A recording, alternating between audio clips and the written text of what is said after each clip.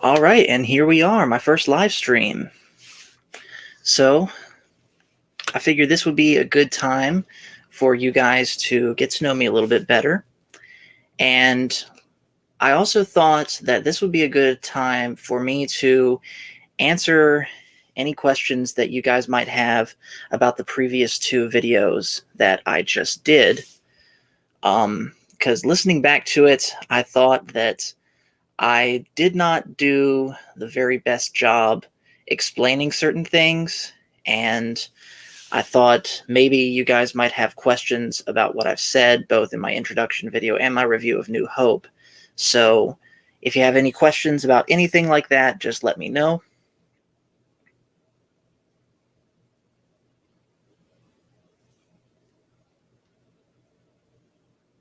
Right now I'm just sharing out the stream, if I can, that is. There it is.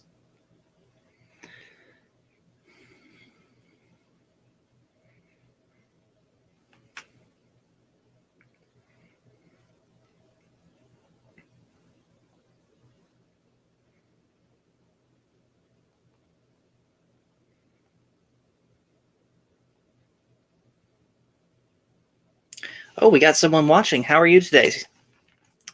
So yeah, I just shared out the stream link on my Facebook. I'm going to share it on my personal accounts also, and on my Twitter.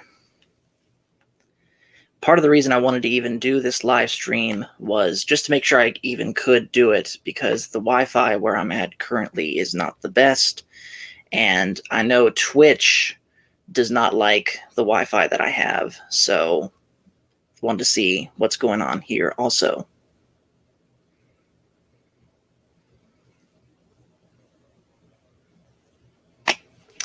So again, for you that just are now watching, I wanted to do this live stream as a way of answering questions about me and my thoughts on Star Wars, and anything that I may have said in my previous two videos that maybe didn't come out like I intended, that you have questions on. Now is the time to ask those. I wonder if it's able to let me see. Oh, it's just...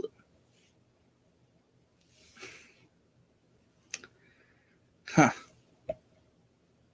Okay. So I realized that that number 1 is me.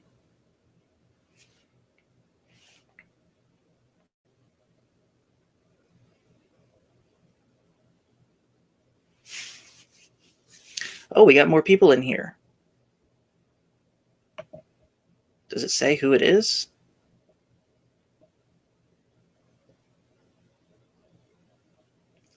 Is there a way that I can see who exactly is watching right now? This is my first time doing this, so I'm completely unsure.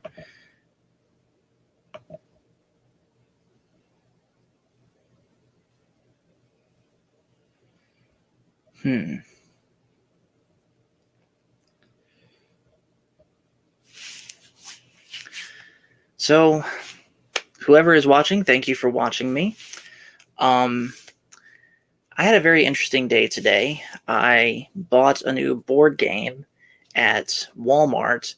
It was the board game called Sweet Existence by Nathan Pyle. He's the guy that does those cool little mini comics of the aliens that have these really weird way of talking, where they somehow, in a hilarious way, overcomplicate what they're saying.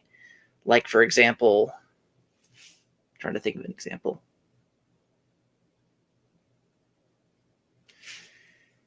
Yeah, I can't think of any examples off the top of my head right now, but look up Nathan Pyle on Facebook, on Google, and you'll see what I mean by them. Oh, hello, Felix. How are you today? Thank you for coming on here. So if you just joined, I'm doing this live stream as a way to get to know you guys better and for you to get to know me better. And I thought that maybe there might be some questions you guys might have, stuff I didn't cover in my previous two videos, or stuff that maybe I wasn't 100% clear on, and this is the time that you can ask those questions. But anyways, as I was saying, this Nathan Pyle, he has a board game out now of his comics, and I bought that and took it to my friend Ian's house, and we played it, and it was hilarious trying to figure this thing out because everything, including the instructions of this game, was really, really hard to understand because it's written in his overcomplicated alien way. But it was still fun.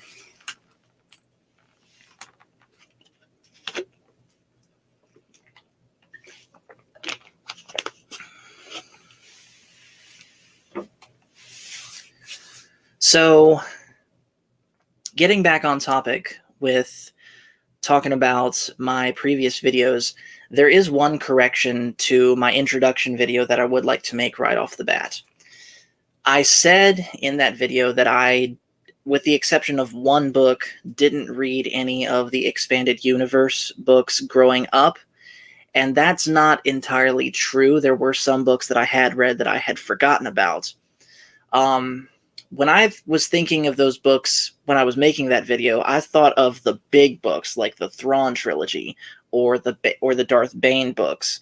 I had forgotten about the young adult novels, like the ones centered before Episode 1, showing how Obi-Wan and Qui-Gon Jinn met, or the ones centered between Episodes 1 and 2, showing Anakin and Obi-Wan's relationship as Jedi Master and Padawan. And there was another one that I read too. I forget what it's called, but it was set during Episode 6, just after Han Solo had gotten released from Carbonite, and he was recounting his experiences from A New Hope to a Bomar monk alongside Chewie just before he got taken away to attempt to be fed to the Sarlacc pit. So I had read those, and I had enjoyed them, and that was really the extent of my Expanded Universe knowledge from when I was growing up. Of course, now I am currently reading the Thrawn trilogy, and I intend to get myself caught up on both versions of Clone Wars, and I'll probably end up making videos on those, giving someone the... Oh, hi, Matt Cave. You're rewatching Cobra Kai? Awesome. I have actually never seen Cobra Kai, but I've heard a lot of good things about it, and I've been meaning to get to it. It's just that right now, I'm really only allowing myself one streaming service at a time, and right now that's Disney+. So maybe at some point, so many good Star Wars novels in the EU love the Thrawn trilogy. Yeah, I'm loving it so far too, even though I'm just barely into it. I'm only probably 3 chapters into Heir to the Empire. Thank you, Felix. I definitely will check out Cobra Kai when I can. See, right now, I'm kind of a little bit crunched for time in my day because of my work. We're getting into our busy season, so I'm working more hours. And then when I come home, usually I just get on and play video games and such. But I'll definitely look into that and get back to reading Thrawn, which so far I really am enjoying. So yeah, like I said, for those of you guys that have just joined, I'm doing this live stream, A, to make sure I can even do it and make sure my internet can hold up with it, and B, I wanted to take this opportunity for you guys to get to know me a little bit better, let you guys ask questions of me, and also if there was anything that I said in my previous 2 videos, introducing myself and reviewing A New Hope, that you guys might have had questions about, or maybe I didn't convey as clearly as I wanted to, this would be the time that you could ask those questions.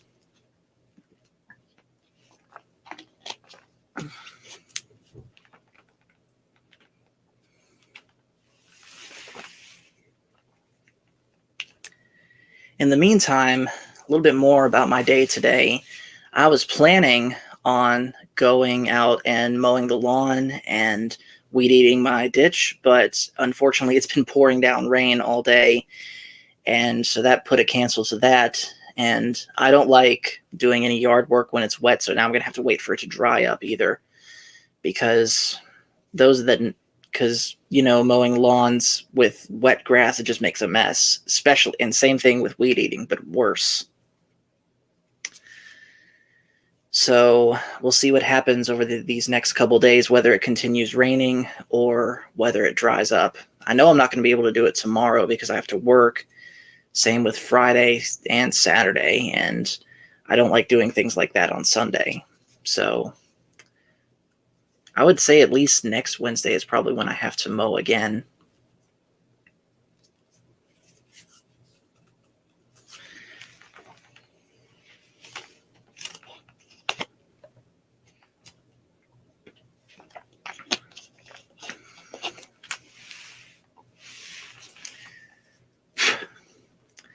So, again, while I'm waiting for anyone to ask questions, let's talk about a little bit about what's going on with Star Wars right now.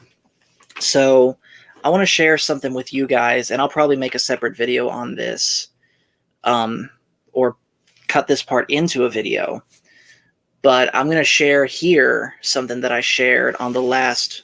Oh, Felix says, I will say the way that Cobra Kai treated their original characters should have been the way Star Wars should have done it.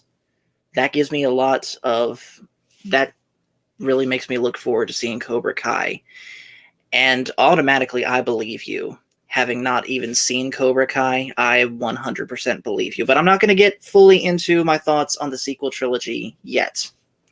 I have videos planned out for those, and I'm going to rewatch them with as clear and open a mind as possible, throwing out all previous opinions.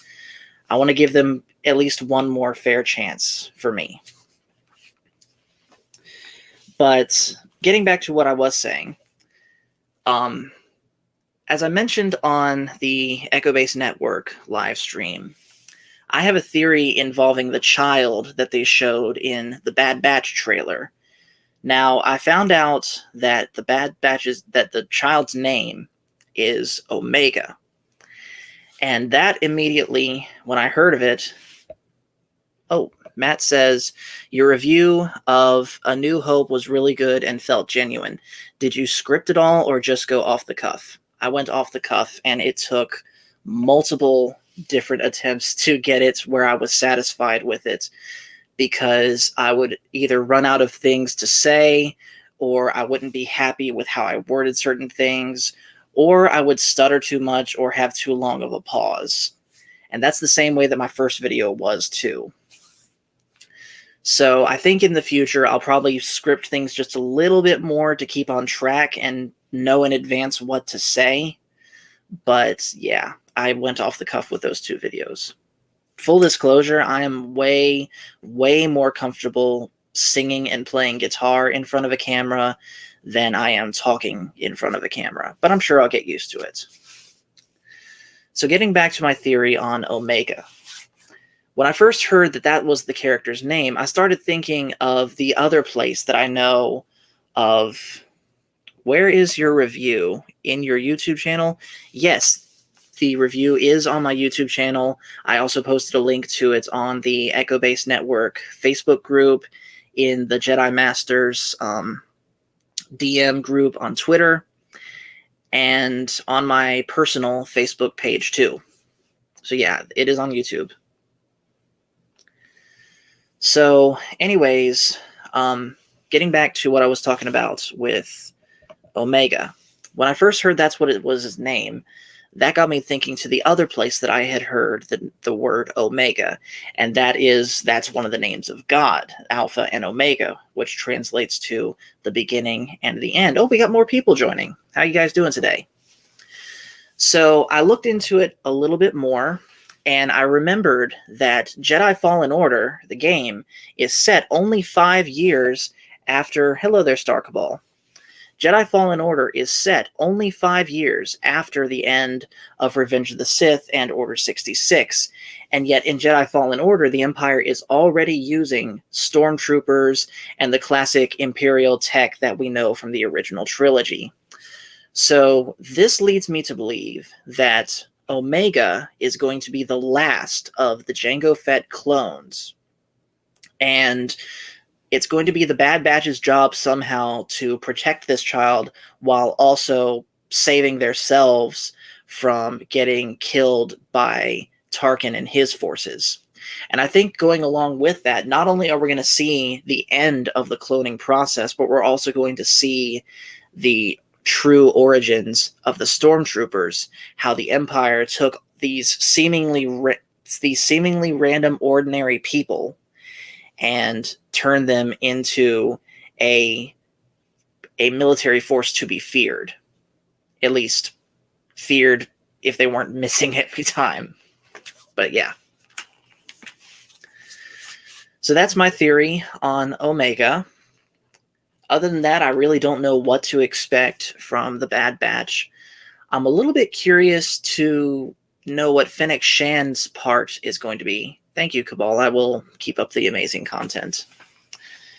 But yeah, I'm a little bit curious to know what Fennec Shan's part's going to be. I didn't even know that was her at first. I thought that was just someone wearing the same armor. But now that I know that that is her, I'm curious what she's going to do, and also how old she is, because if she's in that and in The Mandalorian,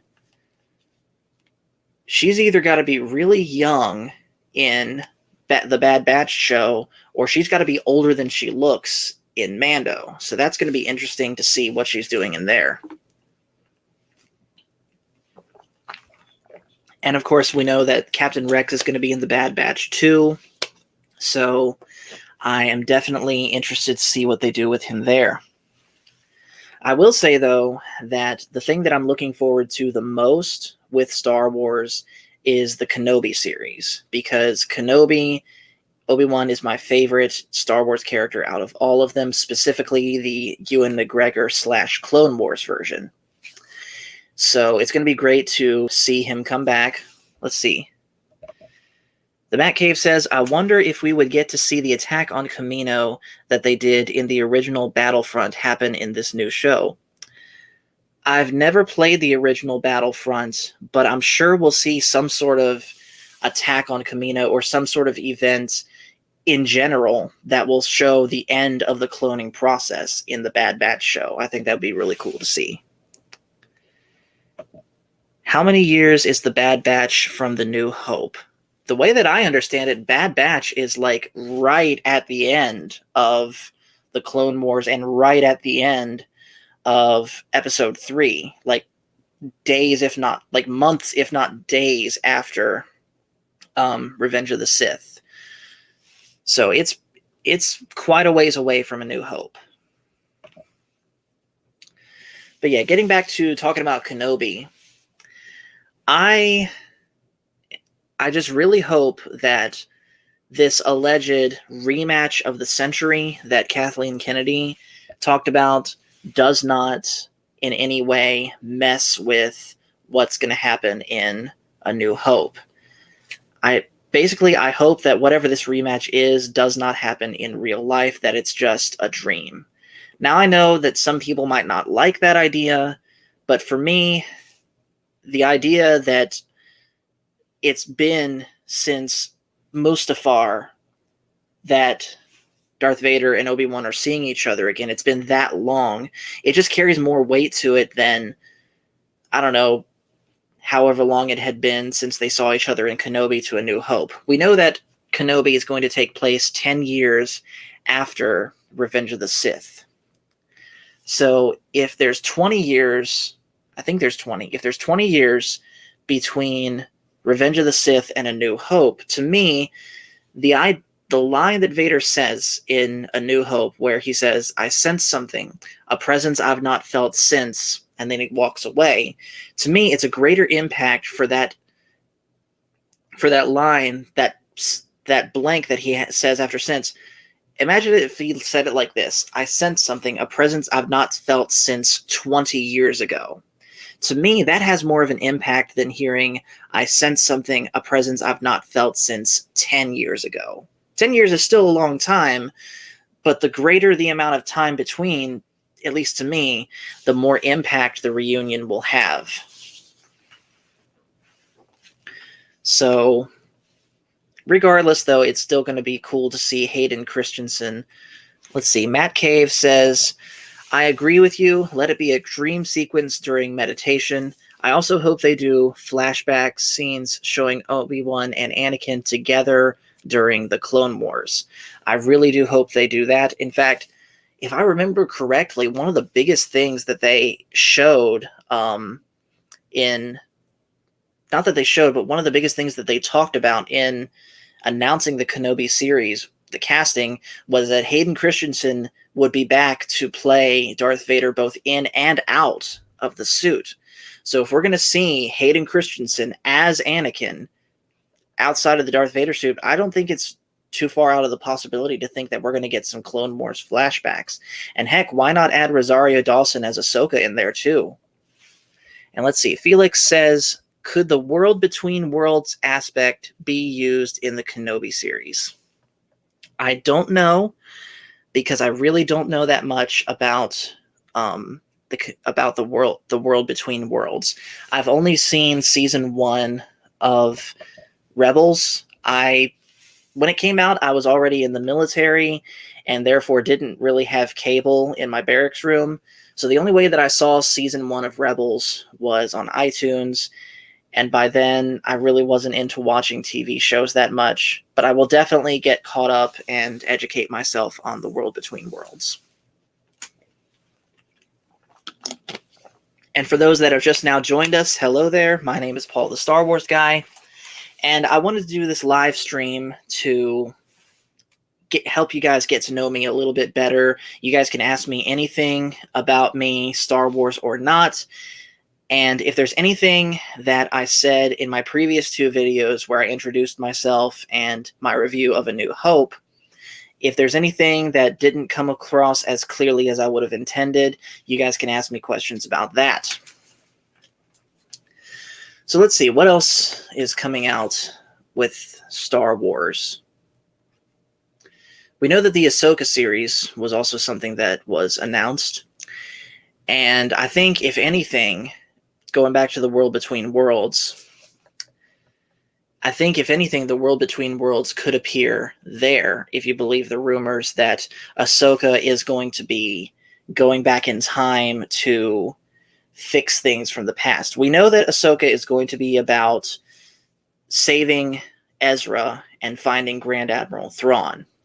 What if she repays the favor from Ezra by using the world between worlds to save him the same way that he saved her? I do know that part of Rebels. If I understand it correctly, Ezra jumped into the world between worlds to save Ahsoka from being killed by Vader.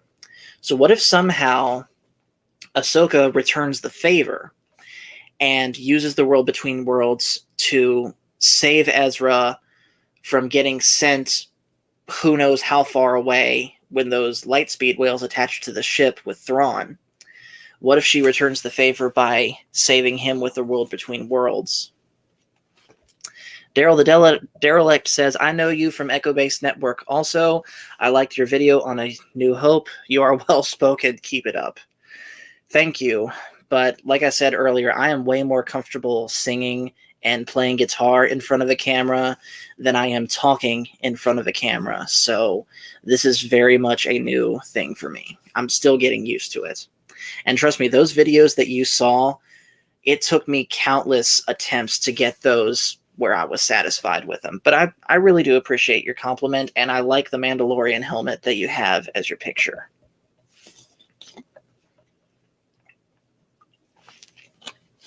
So yeah, what do you guys think? Do you think that we could see the world between worlds in the Ahsoka series, and specifically see Ahsoka return the favor to Ezra by saving him from that situation at the end of Rebels? I think it makes perfect sense. And then Book of Boba Fett. We know that Daryl the Derelict says, I am also a musician, so I totally understand. Thank you. Yeah.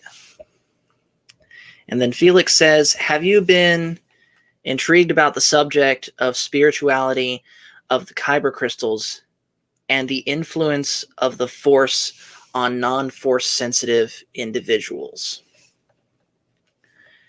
The spirituality of the kyber crystals. So are you talking about where the kyber crystals start out completely transparent, but then they change color depending on depending on how strong in the Force the Jedi will be? Because I think that is actually a pretty cool idea. Excuse me. I also think it's a cool idea that a Sith turns their crystal red by taking an already established crystal and pouring all of their hate and anger into it and bleeding it. Let's see. Daryl the Derelict says, Ahsoka knows where it is because she has been there. So going back to rescue Ezra is possible. Cool theory. Yeah, I think so too. Like I said, it makes complete sense.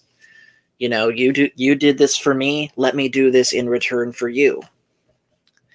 But back on kyber crystals, yes, I think the idea of a kyber crystal changing color to align itself with the spirit of the Force user is amazing. And the influence of the Force on non-Force sensitive individuals. Oh, let's see. The kyber crystal has a soul aspect. It's touched on in Rogue One. Is it? I haven't seen Rogue One in a while. That's something that I'll have to go back and look for when I rewatch Rogue One for my review on that.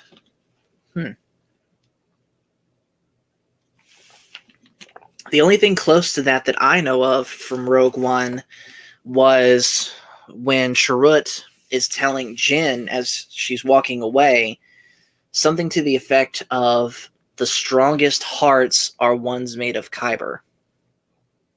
And Matt Cave says, ever since the prequels, I have felt like kyber crystals can have effects on the midichlorians in all living things. So is that saying that a blue kyber crystal affects the midichlorians in one certain way, and then a green one affects it a different way, a red one, being, of course, dark side, affects it in a different way altogether? Am I understanding that right? Because that I could see being possible.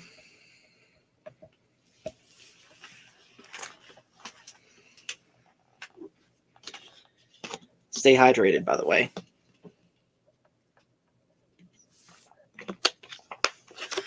He says, almost like awakening the Force within a being.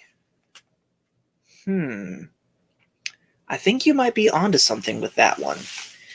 And this actually makes me think of the first time. We'll go ahead and, I know I'm going to put out a review on Force Awakens, but we'll talk about that a little bit here, because that actually reminds me of that scene in The Force Awakens where Rey touches Luke's lightsaber for the first time and receives all those weird, trippy visions in the Force, showing the hallway, showing Luke, showing the Knights of Ren and all that. So what if, and again, this is just me talking completely out of my head here, but what if kyber crystals, what if Luke's kyber crystal was able to implant into itself the memories of the person that touched it, and Rey was able to pick up on that, and that's how she learned that she was strong in the Force. And Daryl the Derelict says, kind of like reinforcing the power of the user.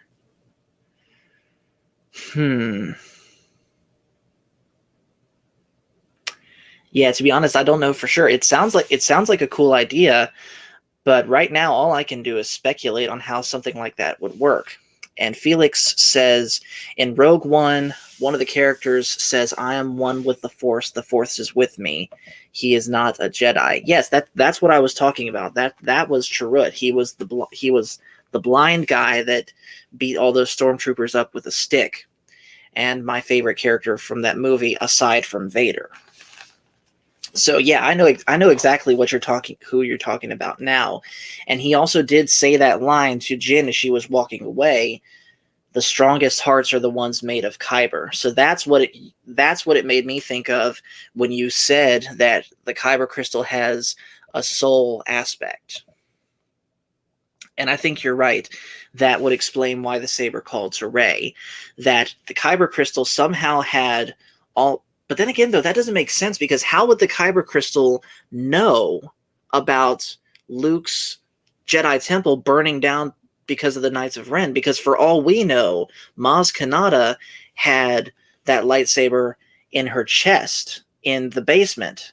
So how would that light... So if what I was saying was the case, that Kyber crystals can have memories implanted on them from the people that have used them, how would that Kyber crystal have known that happened if it wasn't even there? So like I said, I think it's a cool idea, but I don't know how it would work, especially in that case. Unless it was somehow giving Rey a vision of... Yeah, Matt Cave says, Maz saying it was a story for another time ended up being the biggest tease and cliffhanger ever, and we will never get the rest of that story. You're right. Yes.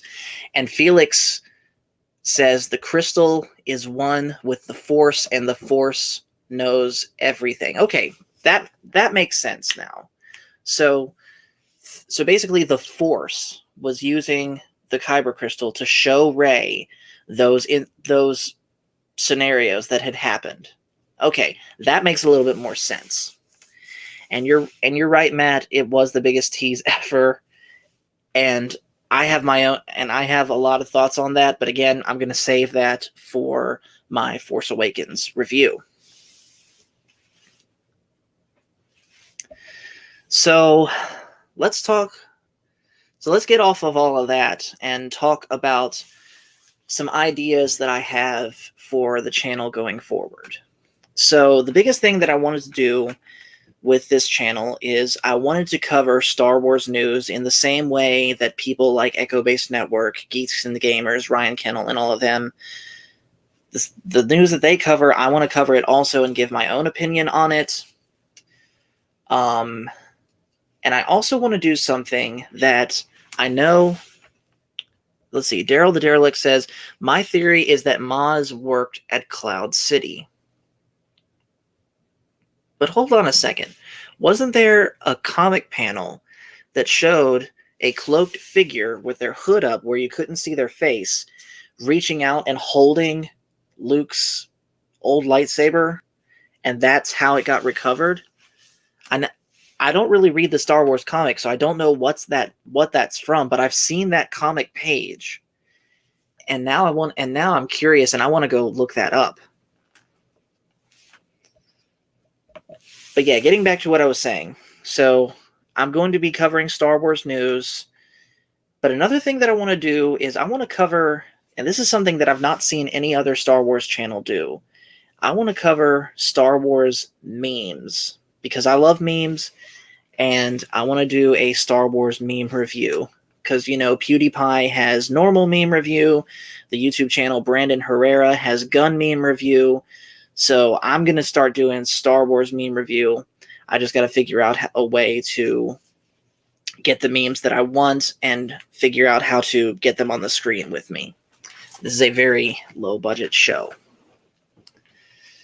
So yeah, Star Wars meme review I want to do. Reporting on the news I want to do. I'll review all the new TV shows and such that come out. And I'm also going to be getting myself caught up on all of the Legends continuity that I missed out on when I was a kid. Like I said, I'm currently reading through the Thrawn trilogy, and I'm going to review each book once I'm finished. I'm going to review each season of the Clone Wars, because I've only seen the first season and the first half of season 2. Same thing with Rebels. I've only seen the first season and then the first half of season 2. So I'm going to get caught up on all of that stuff. When Bad Batch comes out, I'll review that. Daryl the Derelict says, I can hook you up with some Star Wars memes. I would greatly appreciate that, but I gotta get people to get me Star Wars memes that aren't just you. I need Star Wars memes from just as many people as I can get them from. So any help that you can get me with that, I would greatly appreciate that. But yeah, I'm going to review all the new TV shows coming out. I'm going to review any new movies that we get. I'm a little bit on the fence on whether or not I want to get into the High Republic, because yes, we've heard all of the negative press surrounding that and the authors, but at the same time, you know, what could it hurt, you know? You don't know how you'll feel about something until you actually read it. That's how I approach it. So I'm still deciding whether or not I want to get into the High Republic. So that's just a couple ideas that I have going for my YouTube channel going forward. And then there's a couple other things that I'm not ready to share yet. I'm keeping those a secret for now. So yeah, that's pretty much it. And for anyone that has just joined me, I'm doing this stream so that you guys can get to know me a little bit better. And if you guys have any questions for me, Star Wars or not, feel free to ask them in the comments and I'll answer them. This would be where I'd reach for my water, but it's empty.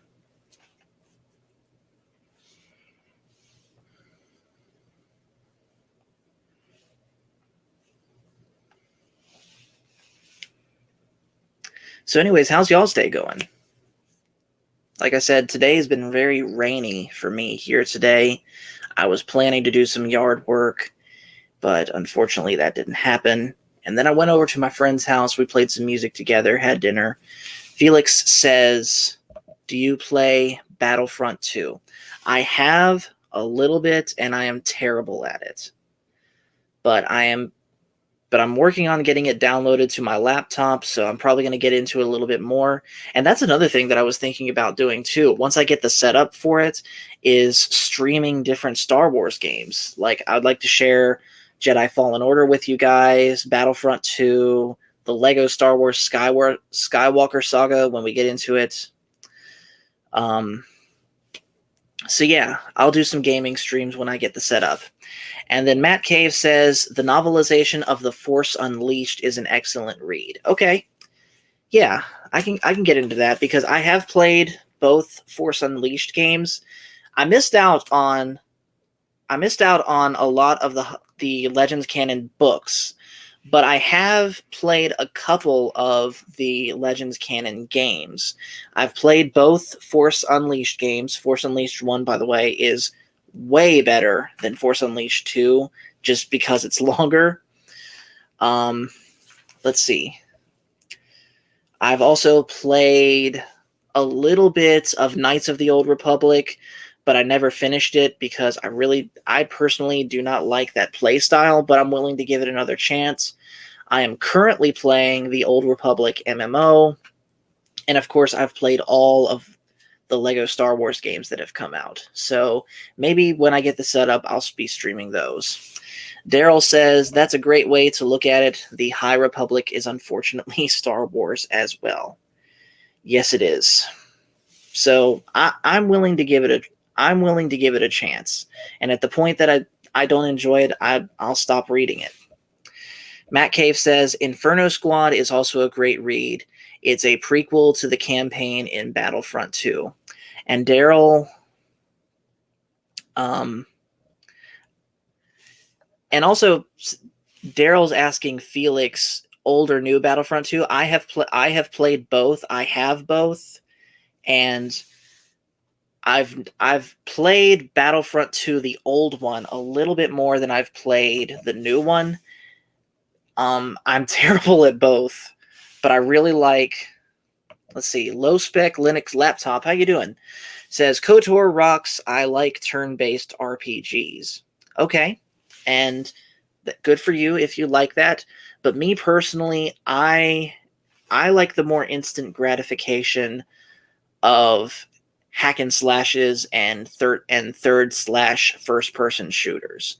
Like my ideal Star Wars game would be all the custom, basically the play style of Skyrim set in Star Wars, where it's a third person shooter hack and slash hybrid, and you're able to be any of the major Star Wars races, so human, Twi'lek, Togruta, Nautilon, etc., etc. And you could decide whether or not you wanted to be Jedi, Sith, Mandalorian, other bounty hunter, a smuggler, and basically just make it open galaxy. So hopefully this open world game that I think got announced a few months ago, hopefully that's what it is. And let's see, Jedi Low Spec Linux Laptop says Jedi Academy / Outcast has best lightsaber combat. I have those two actually on Steam. I bought the whole bundle in a big deal. I think the whole pack was like $25. Let me see what it is on Steam real quick. What exactly I have. So I have, scroll down. Okay, so I have Lego Star Wars 3 on here. I have Star Wars Battlefront 2 Classic, the new Battlefront 2. I have Dark Forces, Jedi Knight Dark Forces 2, Jedi Knight Mysteries of the Sith, Jedi Knight 2 Jedi Outcast, Jedi Knight Jedi Academy, both Knights of the Old Republic games, Republic Commando, the Clone Wars Republic Heroes, and the first Force Unleashed game. So yeah, I'll definitely try and download those to my laptop and get those played for you guys. There is a lot. I mean, a lot of Star Wars content I got to get caught up on, and I'm going to bring you guys along for the journey. So, going back to what I was saying about what is in my mind the perfect Star Wars game. Basically, open galaxy. There is somewhat of a main quest, but it's not that pressing of a thing, and you can go and do other side quests along with that. Honestly, that's what I thought No Man's Sky was going to be. I was one of the unfortunate people that played No Man's Sky at release, and I was bored within the first 15 minutes. But I've heard it's gotten good now. Some people have suggested to me give it another chance. I'm kind of on the fence about that. So we'll see what happens. So let's see, what else could we talk about?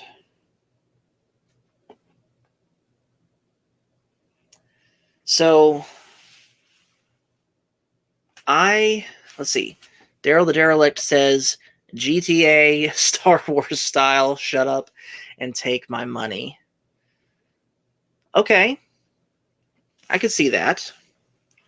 So you're able to steal, so you're able to not only be anybody, but pilot any ship. Yeah, I could see that. Pilot any ship, cause havoc around the galaxy. That would be a lot of fun. Unfortunately, though, I've never played any of the Grand Theft Auto games, was never allowed to growing up, and by the time I came in adults, there were other games that I were interested in at the time. And even if you had to make a Star Wars game about just one person, like, for example, Jedi Fallen Order was about Cal Kestis, even if you had to make it about one person, I would do it the same way that Batman Arkham Knight did it, where sure, you might be limited to one planet, but you can go anywhere on the planet, do pretty much anything, but still have the main quest in the background that you still got to do to ultimately complete the game. And of course, make the whole thing full of different collectibles that you can find to unlock different things. That would be a great Star Wars game to me. That's another thing. So gaming-wise, I have my laptop, which is what I'm streaming off of right now. I have a gaming desktop, which I'm kind of getting away from gaming on that and making that just for a normal PC that has some music making stuff on it. And then I also have an Xbox Series S. And currently on my Xbox Series S, I have Jedi Fallen Order. I'm downloading the Batman Arkham Trilogy. Let's see. My kids and me still love Disney Infinities with the Star Wars characters we played for hours. Yeah, I barely played Disney Infinity just because I personally couldn't get past the kiddish nature of it, but I know that my youngest brother really enjoyed it, and I played it a couple times with him building different things. So yeah, it's a solid game. And Matt Cave says Obi-Wan on the original Xbox was a good game, but the voice actor was terrible. I'm sure he was. I think I might have played a Game Boy version of the Obi-Wan game once. My cousin, Blair, who I mentioned in my first video, he had a original Game Boy. And I think I remember on that original Game Boy, he had an episode 1 sort of game that I remember playing and getting stuck very early in the game on. I want to see if I can find that game again, at least find out about it. Make sure I'm not making this up. And Matt Cave says, I made 2 videos about Disney Infinity. I play it with my son. I'll check those videos out. Jedi Power Battles. I know that is a thing. I saw JonTron make a video about games like that once, and it was pretty funny. Looking like wait, no, that's Masters of Terras Kasi that I'm thinking of. The one that's like Mortal Kombat, but for Star Wars. But let's see. Daryl says Jedi Power Battles was a blast. And Daryl also says, setting up my studio tonight, I came across Dark Forces and X-Wing versus TIE Fighter, so good. Is this the same X-Wing? Wait, no. X-Wing Alliance is what Coach and Nick have been playing on their channel. But yeah, X-Wing versus TIE Fighter. I'll look that up. And Dark Forces I have. I tried playing Dark Forces once, but I really wasn't sure what to do because I don't remember seeing any objectives, any directions to show me where to go. And it reminded me of the original Doom. And Felix, I think, says that Jedi Power Battles was on PS1. So yeah, like I said, there is a lot of Star Wars content that I missed out on growing up for various reasons. Either I wasn't allowed to watch the channel that it was on, as was the case for Clone Wars, or I just really didn't have the money to go out and buy all this stuff, like the books and the games. So yeah. Like I said, I'm going to bring you guys along for the journey of me getting caught up with this stuff. I will tell you though, the one sort of full-size novel that I read was Star Wars: The Truce at Bakura, if I said that right. And I read that in my senior year. I actually got to keep that copy from my high school library. And I remember enjoying it pretty well. And one of the things that I remember most about that book, spoiler alert, by the way, is we see the Force ghost of Anakin appearing to Leia, and Leia pretty much rejecting him because, yeah, sure, the Force ghost of Anakin may not be Darth Vader anymore, but in life, Anakin as Darth Vader still committed many atrocities against the galaxy, including blowing up her home planet. And she was still struggling with the idea that this horrible man was her father. And I think even mentioning that she saw that Bail Organa was more her father than Vader was, A, because Bail Organa raised her, and B, because Bail Organa was a great man and didn't commit horrible crimes against the galaxy. And yeah, Matt Cave, it's called The Truce at Bakura. I think it's set literally hours after the end of Return of the Jedi. And it's about the remains of a Imperial fleet having to team up with the rebels. Oh yeah, that is a good point, Daryl. Vader also tortured Leia on the Death Star. So of course she would reject the idea that Vader was her father and really not be interested in reconciling with the Force ghost of Anakin, in at least in that book. But like I said, the book is about the rebels and what's left of an Imperial fleet having to team up to free a certain planet from some sort of alien invasion. Not the Yuuzhan Vong, but something entirely different. I forget what it was. I forget what exactly, though. And I remember it was a bit slow in the beginning, but it picked up. Felix says, I wonder if Cara Dune was supposed to be related to Leia as a half-sister.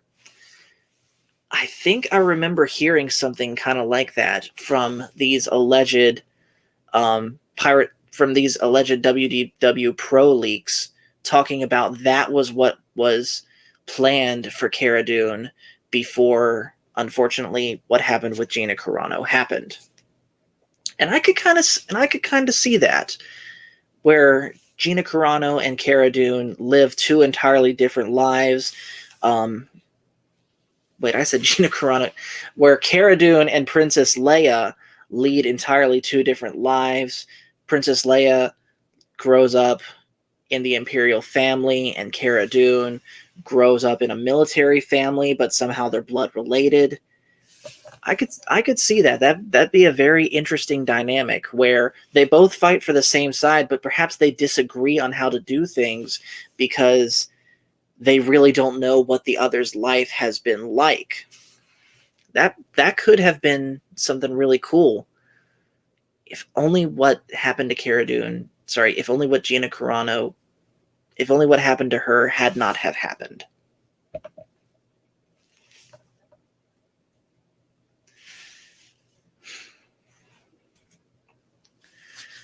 So getting back off of that to a much happier topic, some other pieces of Legends canon that I've already partaken in. When I was in the Navy in Okinawa in 2016, and yes, Felix, that does make me so upset also thinking about what could have been. But I'm trying to make this subject a happier one now. When I was in the Navy, stationed in Okinawa in 2016, sometimes on patrol, I would listen to an audiobook of the original Kenobi novel. And I remember that one also having somewhat of a slow beginning, where it's establishing this colony of moisture farmers on Tatooine, and it's establishing them before it starts bringing in Kenobi. But once the book started picking up, it really picked up and it really got good. And I'm curious now how much of what's in that book could be carried over into the Kenobi scene, because we know that the show is going to be.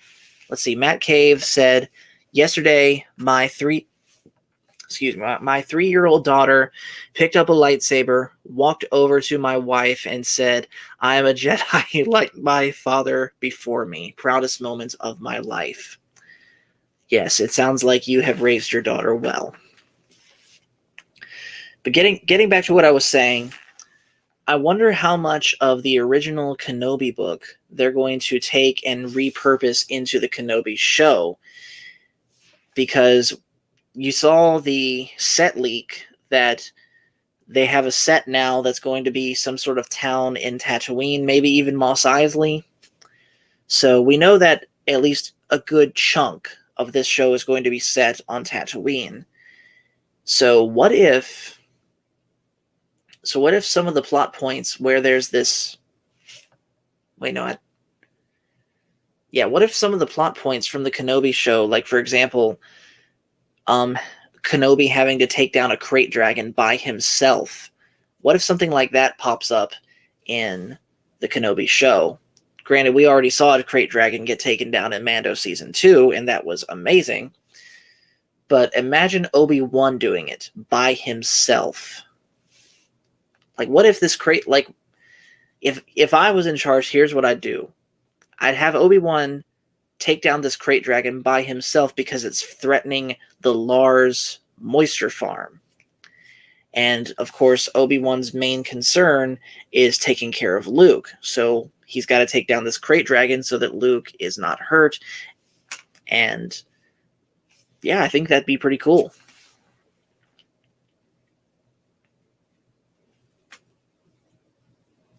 So again, for those of you guys that have just joined, my name is Paul the Star Wars Guy, and I'm doing this live stream for you guys to get to know me a little bit better.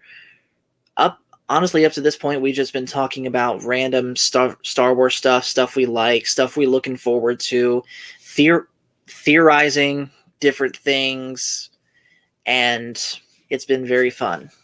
But if you guys have any questions of me that you want to know about me, about my life as a Star Wars fan, or life in general, just put it in the comments.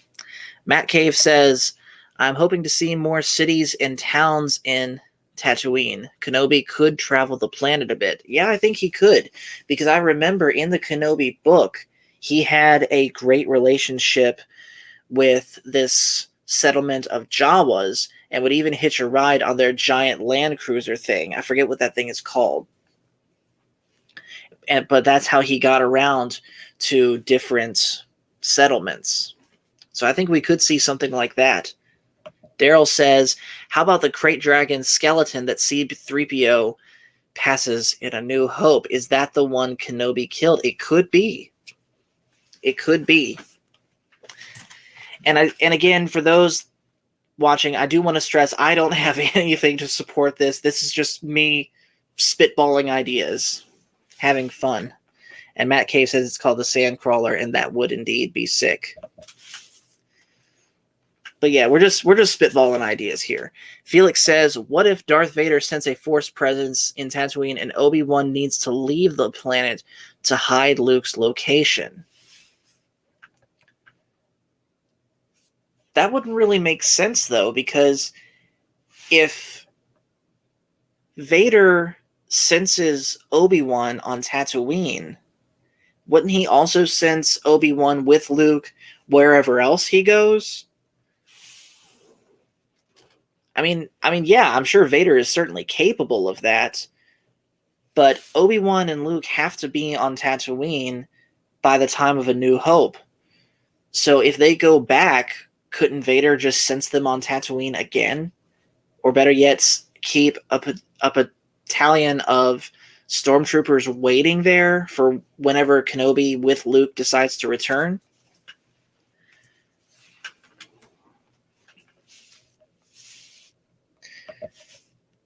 But again, who knows what's going to be in that show? Let's see, what else can we talk about that's coming up in the future? What do we think Mando Season 3 is going to be like? We know that it's gotten delayed until 2023, but we know that also it's mostly going to be about reclaiming Mandalore now that the Mandalorian Din Djarin has the Darksaber. So I think we're going to get a fight between I think we're definitely going to get a fight between Din Djarin and Bo-Katan, because Bo-Katan, they may have the same goal, but Bo-Katan, yes, it's going to be, yes, Daryl, I think it's also going to be the battle for Mandalore, but I think at some point Bo-Katan and Din Djarin are going to square off, because even though they have the same goals, Bo-Katan basically felt, you could see in her eyes, she felt cheated because Din Djarin beat what was his name? Moff Gideon, when it was her place to, it was her right to reclaim the Darksaber. Matt Cave says, I think Katie Sackhoff will have a much bigger role as Bo-Katan throughout the next season. I think you're right.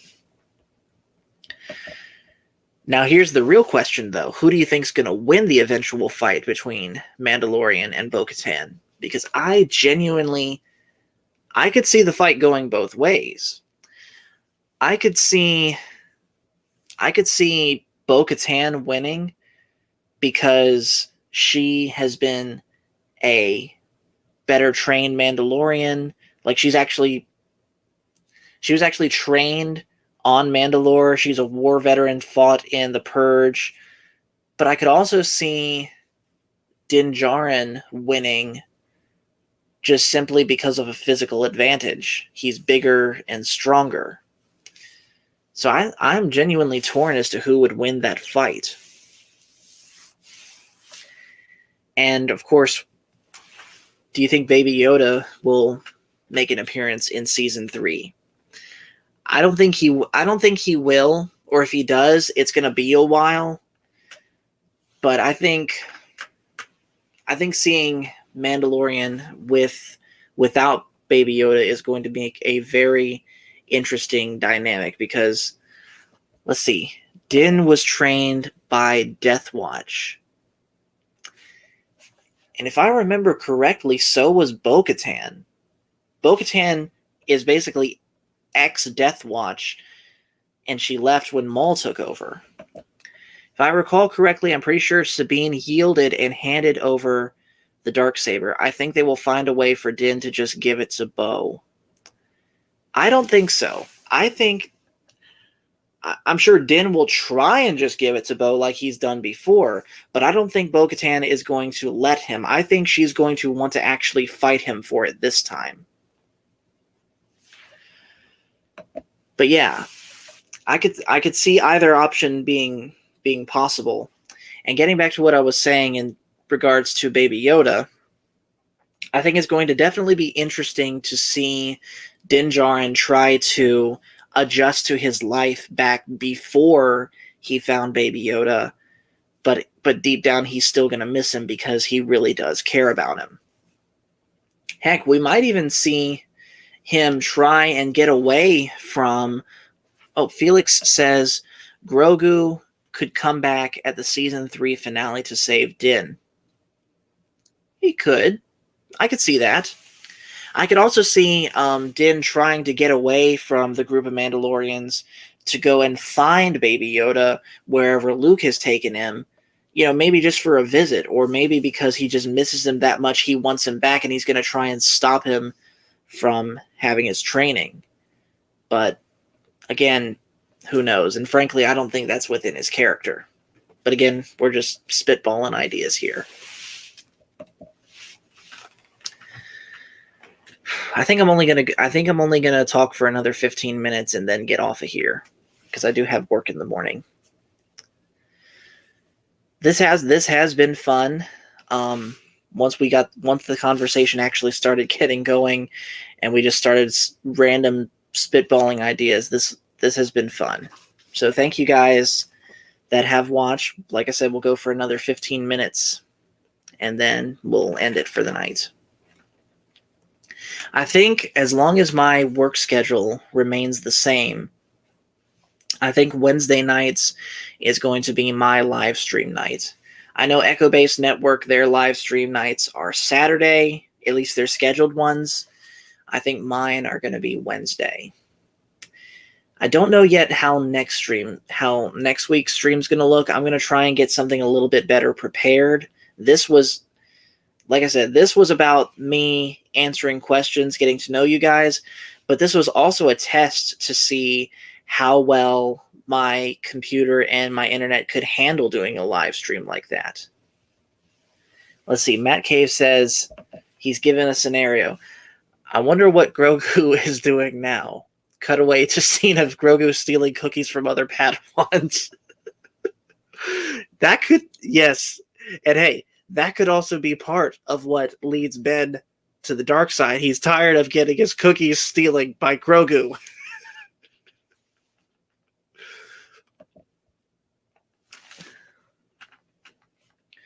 But yeah, just the thought of that, Ben Solo doing what he does, becoming Kylo Ren because he's tired of Grogu stealing his cookies. Like forget Luke Skywalker sneaking in on him in the middle of the night holding a lightsaber above his head. That's what caused him to snap. He got his cookies stolen by Grogu one too many times.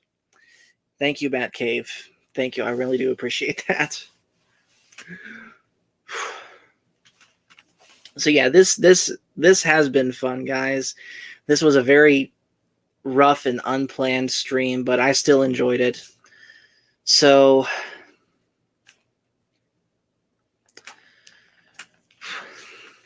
yeah, thank you guys for watching. I think we're going to go ahead and end it here. If you're watching and have not subscribed already, please do. And we'll see you guys in the next video. Thank you guys for watching.